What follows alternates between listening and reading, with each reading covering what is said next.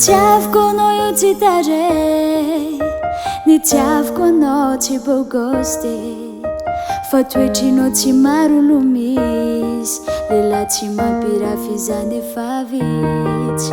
Dambitamby ilay zavozako anao, mbola tsy nova hatramizao, na misy niady tsy alanao ankilako eo, ianao lay vady tsy mankaleo.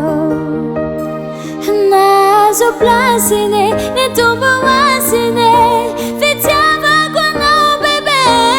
Nahazo plasiny ny tombo asiny, tiako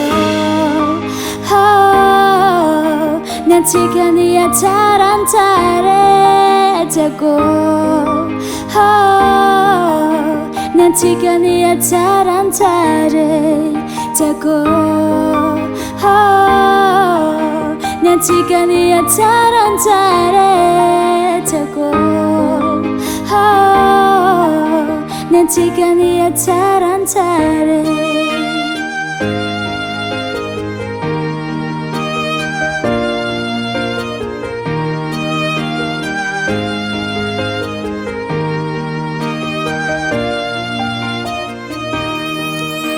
Fitikinao vavao isan'andro, teny mamy tsy maraina tsy atoandro, indrindra rehefa tsika mampiarake, raha zaho tsy siandra ny sarake, asehonao amason'olo aby, fa za minao le mpanjakavavinao, vonomozanao itantara, oreniny dimby sy fara.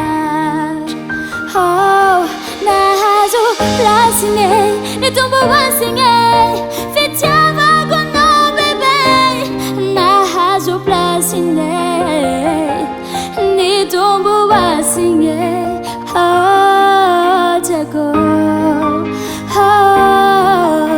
ny antsika nihatsarantare, tiako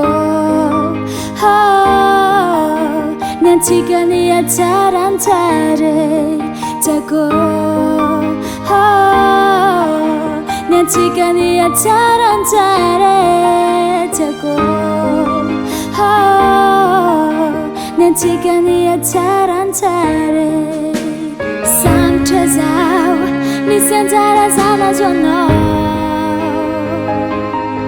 hanao nanova za ke za le tena tiako, tsy anao toy za mitrovera, tiako ny antsika nihatsarantare, tiako ny antsika nihatsarantare, tiako ny antsika nihatsarantare, tiako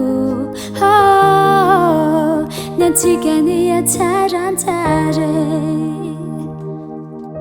Hasatanan Ehnay Music.